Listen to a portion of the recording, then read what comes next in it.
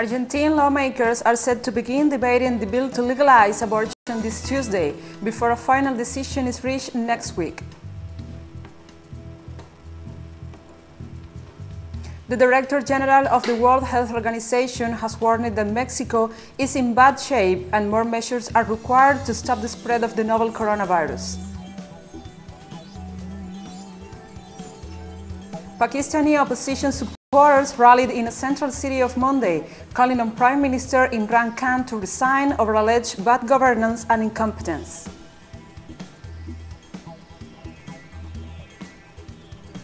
From the headquarters of TeleSUR English in Havana, Cuba, this is From the South. I'm Gladys Quesada. In Argentina, lawmakers are set to begin debating the bill to legalize abortion this Tuesday, before a final decision is reached next week. Members of the Chamber of Deputies will start the debate on the bill regarding the voluntary interruption of pregnancy at the committee level, with representation by the Ministers of Health, Social Development and the Legal and Technical Secretary of the Presidency. The bill was submitted by President Alberto Fernandez and establishes the right to an abortion until the 14th week of pregnancy. Lawmakers hope to issue a ruling on December the 4th, in order to vote on the bill next week, which, if approved, will pass to the Senate, with hopes that it will go into law by the end of the year. In 2018, a bill on the legalization of abortion was approved by half of the lower house, but narrowly rejected in the Senate.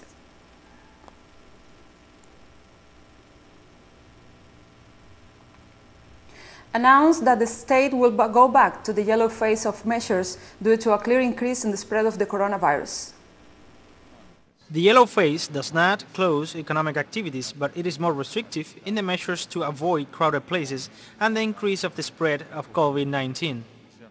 Actually, they shouldn't have opened the commerce. They should have waited for things to get better until the cases to get even lower than just have opened. Parties and holidays give an incentive for people to buy things. Everything was alright, and now that the election is over, after their campaign and everything, they decided to return to the yellow phase.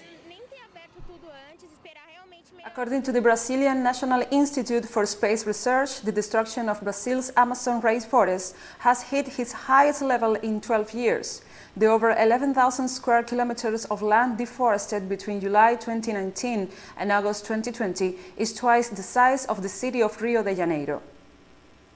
The estimate we had was even more negative than this result we are presenting. We estimated we would have an increase of 20% of deforestation compared to last year, but 9.6% is not a number to celebrate. On the contrary, as I said here, our desire is not to have illegal deforestation by any chance inside the Amazon. This is what we are fighting for. And Colombian authorities announced the extension of the closure of land and river borders until January the 16th in an attempt to contain the spread of COVID-19. The purpose of the closure of borders is to protect travelers, protect our citizens, and, of course, the different communities. Exceptions are made for situations or cases of force majeure, fortuitous events, the humanitarian emergency for those people who must enter or leave the national territory, and of course, cargo or merchandise. The Chamber of Senators of Bolivia has approved a bill on the exceptional and transitory regime for the holding of regional elections. The bill was approved unanimously and has 3 articles and final provisions establishing the holding of the regional elections on March 7, 2021, when Bolivians will be able to elect departmental governors, municipal mayors, council members, and representatives of indigenous peoples. The bill was previously approved by the Chamber of Deputies and now only awaits the approval of the executive. Once approved, President Luis Arce must sign it into law in a plenary session of the Plurinational Legislative Assembly. The new law will be mandatory throughout the country, except for the departments of Beni, Pando, Santa Cruz, and Tarija, which have autonomous status. In this context, the Bolivian government has proposed a referendum on judicial reform to be held simultaneously with the regional elections of next year. In an interview with local media, Justice Minister Ivan Lima assured that the government of Luis Arce will commission a committee of 10 experts, which will be installed on December the 3rd. The committee should present a proposal on the content and procedure of the judicial transformation within 10 days, which will imply a reform of the constitution in force since 2009. Lima stressed that if his deadline is met, the parliament will approve the constitutional reform law before its end of the year, and also the recess, in time for the electoral court to include the referendum on the ballot for the March regional elections.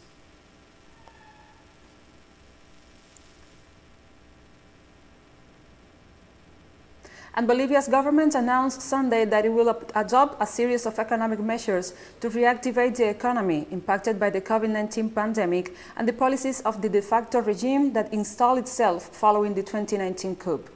The government has already issued the bonuses against hunger, a financial assistance program aimed at adults aged 18 and over who are not receiving a regular salary.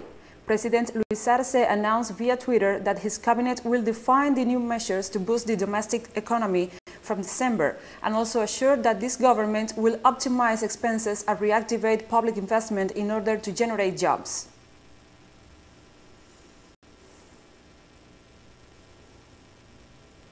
In Peru, agricultural workers and independent producers blocked the Southern Pan American Highway to demand rising wages, the implementation of biosecurity measures, the eradication of labor abuse, and the repeal of the agricultural promotion law. The mobilization, that began at 4 o'clock in the morning local time, extended along a significant sector of the highway, and demonstrators were repressed by local authorities who re-established the movement of traffic within a few hours. According to the protesters, the agricultural promotion law threatens many of their labor rights, while sector companies are paying very low wages and have not tested them for COVID-19. They stress that they will continue to mobilize until their demands are heard by the government.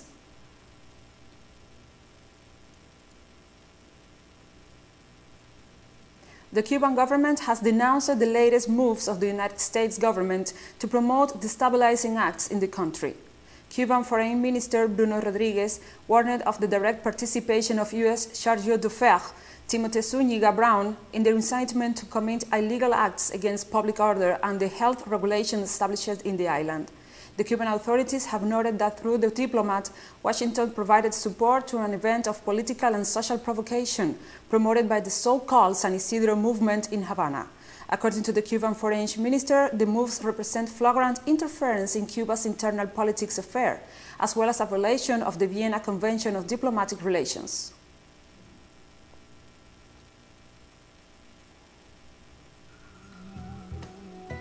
And we will be right back after this very short break, so don't go away.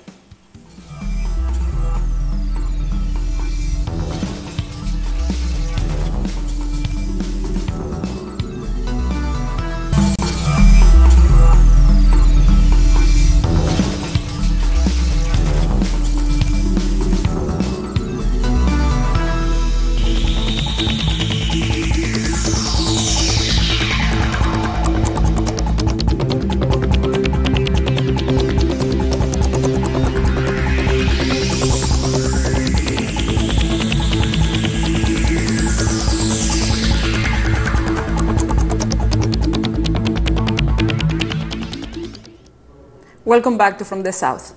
The Director General of the World Health Organization has warned that Mexico is in bad shape and more measures are required to stop the spread of the novel coronavirus. Increase in cases and diseases in Mexico is very, very worrisome. When it reached its lowest the week of October 12, it was around 2,000. Now by November 23, the week of November 23, the number of deaths has doubled from 2,000 to around 4,000. I think this shows that Mexico is in bad shape.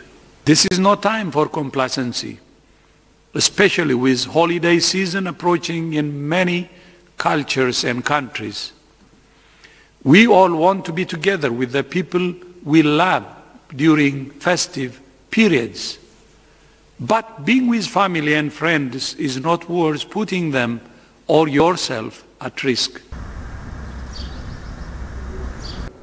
As coronavirus cases surge in the U.S. state of California, county officials have enacted stricter COVID-19 restrictions. The state has broken a record with over 7,000 coronavirus hospitalizations.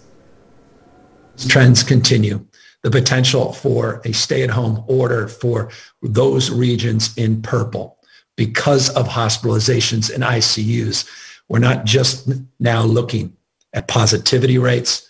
We're not now just looking at case rates. We are now looking in real time at hospitalization numbers and ICU capacity in those regions. Activities that people thought a month ago were safe and lower risk today are higher risk. So part of this is we need to recalibrate for a short period of time what we do to keep this transmission down, protect those who could become sick and hospitalized and need that care, and frankly, to keep the death toll in California as low as we can, given what we've seen in the past many months. And with that hope of the news of the vaccine, I think California can do it. But we are really in a different situation with transmission than we've ever faced before. And it is every activity a month ago, lower risk, this month, higher risk than ever before. United Kingdom Health Secretary Matt Hancock praised the British public Monday, saying the month-long lockdown had been successful in bringing down COVID infection rates by 1/3 in England. The national restrictions have been really tough for some people. But the good news is they've been working. Let me take a moment, if I may, to run through some of the numbers.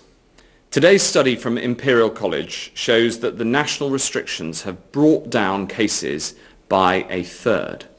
Over the last week, the average number of positive tests is now 14,778, down from a peak of 25,331 on the 16th of November. Today, there are 15,712 patients in hospital right across the UK with coronavirus. That is down from 16,612 on the 23rd of November, a week ago. The Chinese Foreign Ministry spokesperson said China is willing to deepen its multi-field cooperation with the Association of Southeast Asian Nations. This year's event is an important international expo held by China and the Asian countries upon their solidarity in fighting against the COVID-19 pandemic. It has attracted more than 1,600 Chinese and foreign enterprises to participate in offline exhibitions and many overseas guest business people to join in the online Cloud Expo. President Xi attached great importance to the event and delivered a speech via video link to the opening ceremony. He made a 4-point proposal regarding promoting China-Asian cooperation and the cultivation of a closer China-Asia community with a shared future. The proposal includes further synergies and development plans, accelerating a full recovery of the regional economy, deepening cooperation in the digital economy, and enhancing capacity building in public health. And the Organization of the Petroleum Exporting Countries, which opened its 180th meeting this Monday, failed to reach a consensus on crude oil production levels for 2021. The decision regarding whether to increase production as of January or maintain the current cut until well into 2021 will now be adopted on Tuesday. During the meeting, OPEC member countries ratified the importance of multilateralism and energy cooperation to consolidate the global economic recovery. Several countries of the OPEC Plus alliance are advocating a gradual increase in crude production as they consider the current situation to be more favorable than during the first wave of the COVID-19 pandemic, which saw global demand plummet.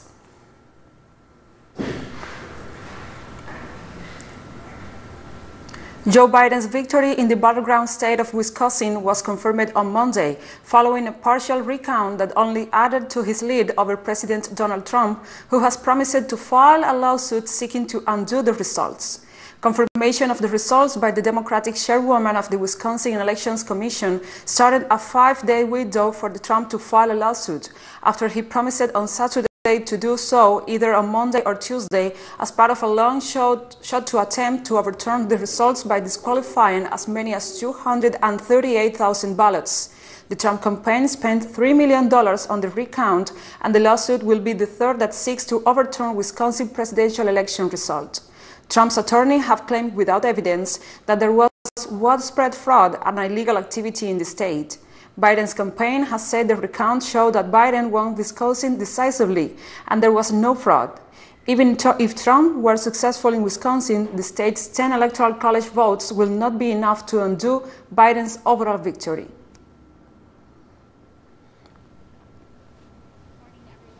And Arizona state officials have certified Joe Biden's narrow victory over President Donald Trump. Democratic Secretary of State Katie Hobbs and Republican Governor Doug Ducey stood up for the integrity of the election, even as lawyers for Trump were across town on Monday arguing before 9 Republican lawmakers that the election was marked by fraud without offering any evidence. We had an extremely well-run election and saw historically high voter participation. There were more than 3.42 million ballots cast in this election, and turnout was nearly 80%. This is a 23% increase from the 2018 midterm election and an 8% increase from the 2016 presidential election. Of those 3.42 million ballots cast, over 88% of them were cast early, which provides more proof that Arizona's ballot-by-mail system works. And we have more stories coming up after this final short break. Stay with us.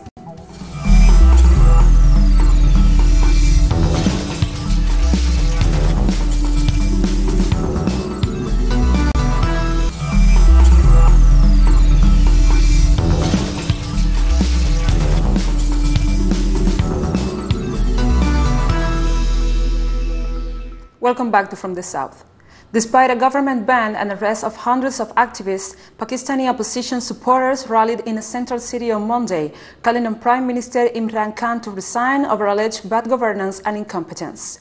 The rally in the city of Multan was held a day after police, on orders from the government, carried out the arrest and banned the gathering, defending the move as necessary to combat the coronavirus pandemic in Pakistan.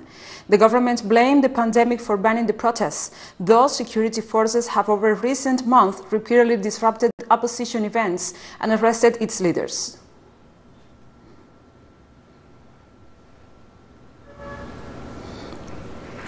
And the Ethiopian Prime Minister Abiy Ahmed said Monday the leaders of the northern Tigray region had fled west of the regional capital and warned of an imminent attack.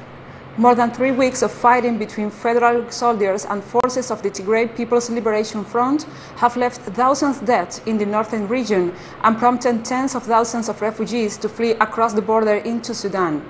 Prime Minister Abiy, winner of the last year's Nobel Peace Prize, ordered military operations against leaders of Tigray's ruling party earlier this month in response to what he claimed were organized attacks on Ethiopian Federal Army camps.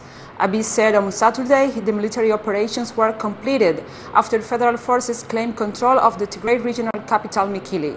Over liberation, however, Liberation Front leaders have repeatedly vowed to fight on as long as federal forces are on Tigrayan soil. Abiy told lawmakers on Monday that federal troops had not killed a single civilian in the offensive, despite the reports of casualties. Mekelle is ours. It was built with our resources. We are not going to destroy it. Not even a single person was harmed by the operation in Mekelle. We can manage within a week. The United Nations, the Sudanese government and refugees organizations, our doors are open. We can bring them back to their place. They are our citizens as long as they didn't commit crimes. However, there is no problem. The refugees are mostly male, not women and children. Who are these male youth? Time will reveal. If the youth are part of those who massacred innocent civilians in Mai Kadra, then they need to be brought to justice. The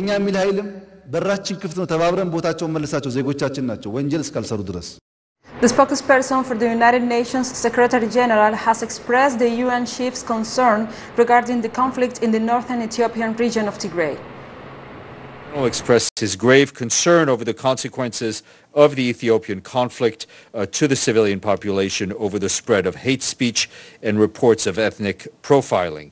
The Secretary General expressed the UN's full support for the African Union initiative led by President Ramaphosa, where we are reporting now that 45,500 people, most of them children, have fled to Sudan from Tigray and other places of Ethiopia. All right, good afternoon. Saudi Arabia agreed on Monday to let Israeli airliners cross the airspace en route to the United Arab Emirates after talks between Saudi officials and White House senior advisor. Until now, Israeli airliners did not have permanent approval for direct flights to traverse Saudi airspace. The change came following a visit to Saudi Arabia by White House senior officials Jared Kushner and Avi Berkowitz. Monday's announcements are an offshoot of the U.S. brokered normalization deals between Israel, the United Arab Emirates, Bahrain, and Sudan. Israel Airlines is scheduled to conduct the first such flight to Dubai on Tuesday.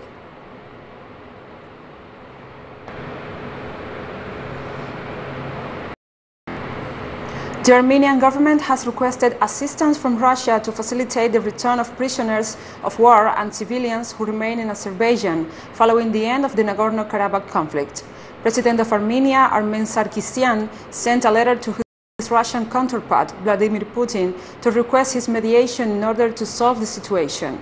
Meanwhile, the vice president of the Armenian parliament accused Azerbaijan of delaying the beginning of the prisoner swap after the ceasefire was reached in the mountainous region. The conflict in Nagorno-Karabakh, which came to an end with the support of Russia, left considerable damage as well as thousands of displaced persons.